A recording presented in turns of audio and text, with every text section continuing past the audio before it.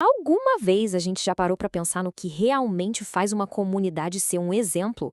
Hoje a gente vai mergulhar na história da comunidade cristã de Tessalônica, um grupo que o apóstolo Paulo via como um verdadeiro modelo. O que será que eles tinham de tão especial?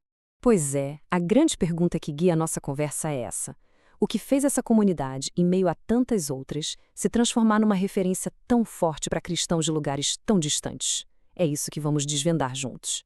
Para a gente entender isso direitinho, nosso roteiro vai ser o seguinte. Primeiro, vamos olhar para a fé inabalável que eles tinham. Depois, como é que eles se tornaram um modelo? Em seguida, de que forma a mensagem deles ecoou por toda a parte? E por fim, qual o grande legado que eles nos deixaram? Então vamos começar pelo primeiro ponto: a fé inabalável. E aqui a gente já se depara com uma ideia que parece até uma contradição, né? Sofrer com alegria. Como assim? Olha, o contraste aqui é impressionante. De um lado, a tribulação era pesada. Pensa só, ao se converterem, eles passaram a enfrentar a perseguição, muitos perderam seus empregos, foram rejeitados pela própria família. Do outro lado, a reação deles não foi de desânimo, pelo contrário, foi de uma alegria que, segundo o texto, vinha do Espírito Santo. E o ponto mais maluco disso tudo é que a fé dos tessalonicenses não só aguentou o tranco. Não foi só uma questão de sobreviver. No meio de toda essa pressão e desses ataques constantes, ela floresceu. Ela ficou mais forte. Eles encararam uma opressão sistemática, mas, por incrível que pareça, isso não os derrubou. E esse trecho da carta resume tudo perfeitamente. Eles receberam a mensagem num cenário de muita, mas muita dificuldade. E mesmo assim abraçaram essa mensagem com uma alegria genuína, uma alegria espiritual. Essa capacidade de encontrar alegria bem no meio do sofrimento foi a primeira grande marca deles. Ok, essa fé inabalável foi o começo de tudo. E isso nos leva direto para o nosso segundo ponto. Como eles passaram de simples imitadores a exemplos a serem seguidos. Bom, tudo começou com eles se tornando mimetai, que é a palavra grega para imitadores. Mas calma. Não era uma imitação superficial, tipo copia e cola. Não era só sobre receber informação. Era sobre uma transformação de vida, sobre seguir na prática o exemplo de Cristo e dos apóstolos. E ao viverem essa transformação de verdade, eles se tornaram um typos, outra palavrinha grega que é sensacional. Originalmente, typos significava a marca que um carimbo deixa, sabe? Uma impressão. A vida deles deixou uma marca tão nítida, tão positiva, que virou um padrão, um modelo para os outros olharem e quererem seguir. Então, o caminho foi esse, ó. Primeiro, eles imitaram o modelo certo. Segundo, eles viveram uma transformação real e visível. E como resultado disso tudo, eles se tornaram naturalmente uma inspiração para regiões inteiras. Certo, eles eram um modelo.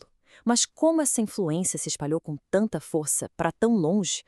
É aí que a gente entra no nosso terceiro ponto, o eco do Evangelho. E a pista para entender isso está aqui, nesse trecho. A palavra do Senhor não apenas chegou até eles, ela repercutiu a partir deles. A mensagem saiu deles com potência, com um som. A palavra usada no original grego aqui é execholetai, e o significado dela é de arrepiar. Pensa no som de uma trombeta explodindo ou no barulho de um trovão rimbombando. É disso que estamos falando.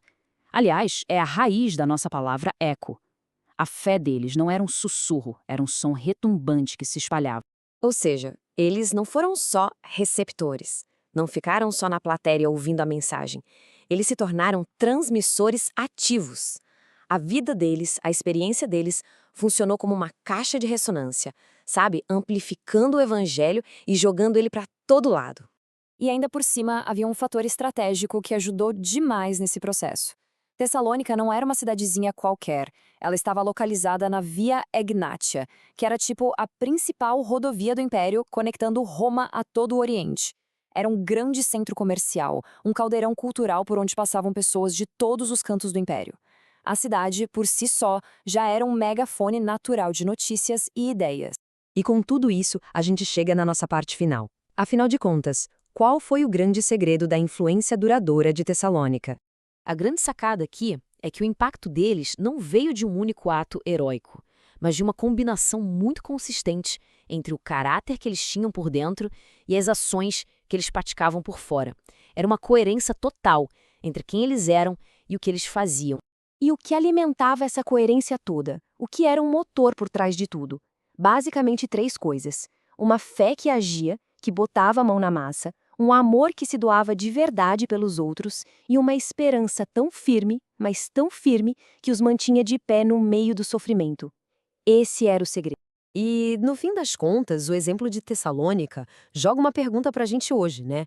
O que realmente faz uma comunidade ser uma inspiração nos dias de hoje? A história deles sugere que a resposta não está em táticas ou programas, mas sim numa fé autêntica, vivida com coragem e com alegria, não importa o que aconteça. É algo para a gente pensar, não é mesmo?